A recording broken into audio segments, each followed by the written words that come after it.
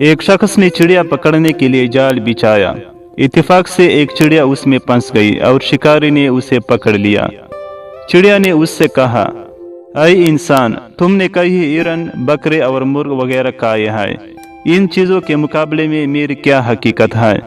ذرا سا گوشت میرے جسم میں ہے، اس سے تمہارا کیا بنے گا؟ تمہارا تو پیٹ بھی نہیں بھرے گا۔ لیکن اگر تم مجھے آزاد کر دو تو میں تمہیں 3 نصیحتیں کروں گی جن پر عمل کرنا تمہارے لیے بہت مفید ہوگا۔ ان میں سے ایک نصیحت تو میں ابھی کروں گی، جبکہ دوسری اس وقت جب تم مجھے چھوڑ دو گے اور میں دیوار پر جا بیٹھوں گی۔ اس کے بعد تیسری اور آخری نصیحت اس وقت کروں گی جب دیوار سے اڑ کر سامنے درخت کی شاخ پر جا بیٹھوں گی۔ اس شخص کے دل میں تجسس پیدا ہوا کہ نہ جانے چڑیا کیا فائدہ مند نصیحتیں کرے گی۔ اس نے چڑیا کی بات مانتے ہوئے اس سے پوچھا، تم مجھے پہلی نصیحت کرو، پھر میں تمہیں چھوڑ دوں گا۔ چنانچہ چڑیا نے کہا، میری پہلی نصیحت یہ ہے کہ جو بات کبھی نہیں ہو سکتی اس کا یقین مت کرنا۔ یہ سن کر اس آدمی نے چڑیا کو چھوڑ دیا اور وہ سامنے دیوار پر جا بیٹھی۔ پھر بولی، میری دوسری نصیحت یہ ہے کہ جو بات ہو جائے اس کا غم نہ کرنا۔ اور پھر کہنے لگی، اے بھلے مانس، تم نے مجھے چھوڑ کر بہت بڑی غلطی کی، کیونکہ میرے پیٹ میں پاؤ بھر کا انتہائی نایاب پتھر ہے۔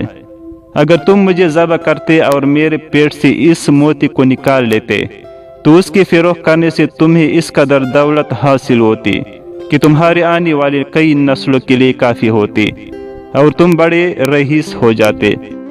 اس شخص نے جو یہ بات سنی تو افسوس کرنے لگا اور پچھتایا کہ اس چڑیا کو چھوڑ کر اپنی زندگی کی بہت بڑی غلطی کی۔ اگر اسے نہ چھوڑتا تو میری نسلیں سنور جاتی۔ چڑیا نے اسے اس طرح سوچ میں پڑے دیکھا تو اڑ کر درخت کی شاخ پر جا بیٹھی اور بولی، اے بھلے مانس، ابھی میں نے تمہیں پہلی نصیحت کی جسے تم بھول گئے کہ جو بات نہ ہو سکنے والی ہو اس کا ہرگز یقین نہ کرنا۔ لیکن تم نے میری اس بات کا اعتبار کر لیا کہ میں چٹاک بر وزن رکھنے والی چڑیا اپنے پیٹ میں پاؤ وزن کا موتی رکھتی ہوں۔ کیا یہ ممکن ہے؟ میں نے تمہیں دوسری نصیحت یہ کی تھی کہ جو بات ہو جائے اس کا غم نہ کرنا، مگر تم نے دوسری نصیحت کا بھی کوئی اثر نہ لیا اور غم و افسوس میں مبتلا ہو گئے کہ خواہ مخواہ مجھے جانے دیا۔ تمہیں کوئی بھی نصیحت کرنا بالکل بیکار ہے۔ تم نے میری پہلی 2 نصیحتوں پر کب عمل کیا جو تیسری پر کرو گے؟ تم نصیحت کے قابل نہیں۔ یہ کہتے ہوئے چڑیا پھر سے اڑی اور ہوا میں پرواز کر گئی۔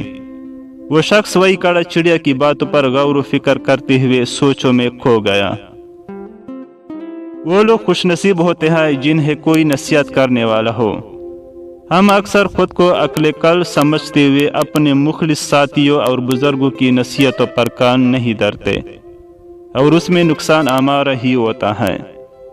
یہ نصیحتیں صرف کہنے کی باتیں نہیں ہوتی کہ کسی نے کہہ لیا، ہم نے سن لیا، بلکہ دانائی اور دوسروں کے تجربات سے حاصل ہونے والے انمول اثاثے ہیں جو یقیناً ہمارے لیے مشعل راہ ثابت ہو سکتے ہیں اگر ہم ان نصیحتوں پر عمل بھی کریں۔